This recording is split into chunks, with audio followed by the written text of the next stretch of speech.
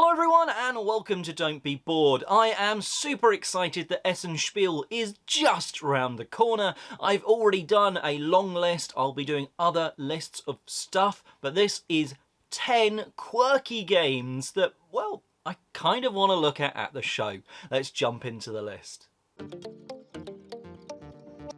The first one is a game that I can recommend you going to try because I have reviewed it, played it, and it's a lot of fun. That is Barbecubes. This is one of Alley Cat Games' small sort of tin games, and you're going to open this dexterity game up and the tin becomes what you're dexteritying on. You're balancing things. You are turning a card over and it's going to tell you use your normal hand or maybe your weaker hand to move a sausage, a burger, a drumstick or something onto the barbecue. And you're trying to make sure that it's not falling through and different things like that. It's just a lot of quirky fun. And if you're a dexterity sort of fan, one that can fit almost anywhere, not quite in a pocket, but a really small one, it's an interesting sort of unique style game and definitely one to take a look at. Yellow is going to be showing off Little Soldiers properly for the first time. It's going to be released at Spiel. And this one just looks so different from any other board game out there, but also it kind of captures that childlike play just perfectly. It is akin to you grabbing a load of like the green soldiers from Toy Story and having an actual game to play with them. It comes with string to measure distances, dice to roll for the shooting and banging of grenades. You are using your table with stuff on it. A game box becomes sort of something that someone can, one of your troops could be stood on, or an obstacle for them to go around. A cup of coffee, that is now part of the terrain that you are playing around. It's just so unique and I'm so excited to actually go and give this one a go. And I think I kind of need this one in the collection at some point. Continuing down that childlike fun is 12 Rivers, because it reminds me of marble runs. But in this, you're going to be utilising, I think, cards or resources to put out these sort of stops along the marble runs that all go down to this lake at the bottom. And sort of depending on if the marbles get stopped by your tokens that you've put in or not, you're going to be gaining resources that are then turning into points and fairies and I think alpacas and different stuff like that. But it just looks visually so interesting and unique that you can't surely just by looking at it not want to go, that looks fun, I want to give it a go. Now, I'm not going to say that tic-tac-toe or noughts and crosses is quirky, but having a twist upon such an iconic thing, that's kind of cool, right? And Bombastic is exactly that. You are trying to, from what I can ascertain, turn over your 3 in a row, but you're making guesses and trying to determine what those things are because the tiles are face down and you can like take a peep at something, but if you have a peep at the bomb, well, it goes off and you've lost. So, oh, my opponent's looked at that tile, so we're carrying on, and then there's other ones, it looks like swap certain tiles around, and it just looks like a, well, quirky twist on noughts and crosses in a small portable travel sort of game. Looks a bit different, so why not include it on the list? Itten is known for, well, their kind of quirky, small designs, and Four Corner Detective seems exactly along those sort of lines. This is a game where you're trying to ascertain a 4 sort of digit number, but you aren't doing it from sight, you're doing it from feel. You're feeling the components to try and get those numbers. I don't know if it's a game that you're only going to play a few times, but it's such a unique concept that, well, I have to at least try it. And, well, their boxes are normally quite small, so very easy to fit in your suitcase on the way home to play it with people after the convention. Games about food and recipes aren't exactly the most unique, but Umami from Heidelberg does look a little bit different, to be fair. In this, you are almost getting these contracts of colours. So it might be like, oh, two greens that aren't matching and a red, that sort of thing. And you are trying to gain the ingredients to put them down on those sort of recipes, complete them, gain stars, and their games often have that little extra twist. I've really enjoyed their games in the past, like Spicy or Sweet and Spicy. Their card games are always they've always got that little thing about them that makes them a bit quirky and a bit different, and Umami looks like it's, well, their next game, and therefore one that I want to give a go. Dice Democracy is a very fast-looking party game from Hobby Japan. In this, you're going to sort of roll a box of dice, having a cloth over the top, and then everyone gets like a really quick peek under the cloth.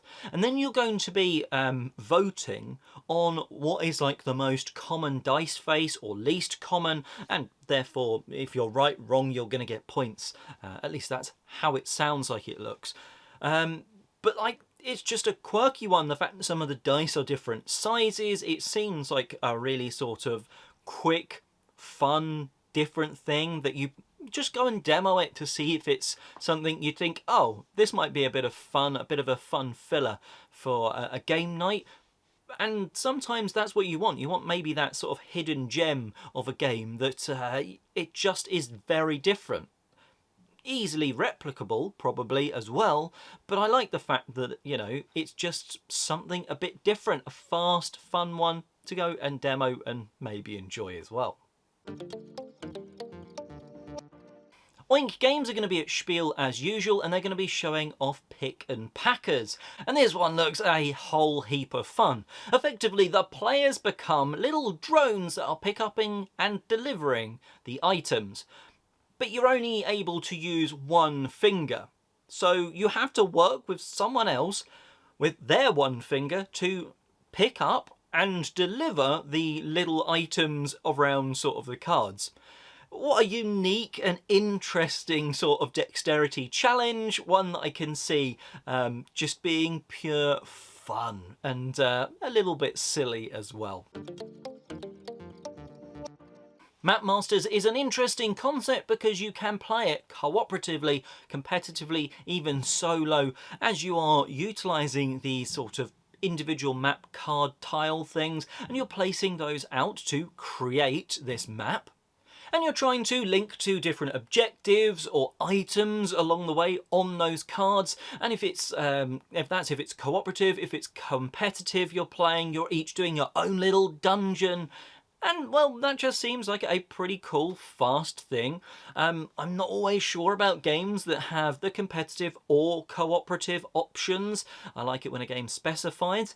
But it's still an interesting sort of one, and then you are following those routes around the dungeons. So an interesting one, not necessarily the most unique, but something that it could certainly interest a lot of people. Before we get to the final one, a little bonus thing that's it's a little hidden gem of Essen Spiel, and kind of only good if you're really into board games, and you're going to Essen Spiel, so you probably are, and you're also watching this board game video on YouTube, so you're probably quite into the hobby, right? Well, every year, Similo, I think that's how it's pronounced, from Horrible Guild, they do a sort of Spiel specific release, and if you go and buy a game from the various sorts of people they've teamed up with, you get a free copy of their Essen Spiel Similo, which is a great little fun game for normally just two people. Think like a modern day Guess Who, but the special Spiel one is all different board games that were released at the show that year. So like I've got ones from previous years and I could go back and play that. It's not great to play with people that don't know games, but if you know games, it can be a lot of fun. And last but not least is a really interesting looking trick-taking game called The Slasher. In this, the two players are trying to effectively co-op their way through the trick-taking to do different things, as this sort of bad guy, the slasher, is almost coming after them. You have health, you have items you can get, there's locations, and all of these things going on, but at the core is trick-taking to actually sort of drive this game. I love it when someone tries something a bit different with trick-taking. We've had waves of them. Stitch for Stitch was a great one that I reviewed a few years ago and still in the collection. There's been cooperative ones such as The Crew or the Lord of the Rings trick-taking games, but this seems like a twist upon that, adding that horror sort of side into the co-op trick-taking mix. Just a very interesting, unique looking game that I definitely want to see a little bit more of and try and work out how it really plays. But there you have it, those are 10 games that are really unique that are coming out at Essen Spiel. I know there's so many more, there's heavy games or whatever, but these are ones that could be hidden gems, could be quirky, could be, you know, just unique enough that nothing like it is in your collection. There's basically everything on this list I want to at least get my hands on and play and demo at the event. And I'm really excited for Essen Spiel on a whole.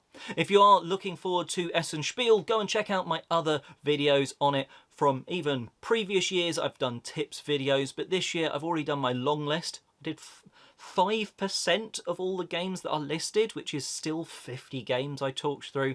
I'm going to be doing a shortlist, my top 10, and maybe some other Spiel content coming up as well. So do like, subscribe, all that sort of YouTube jazz, and of course, have a fantastic time at Spiel.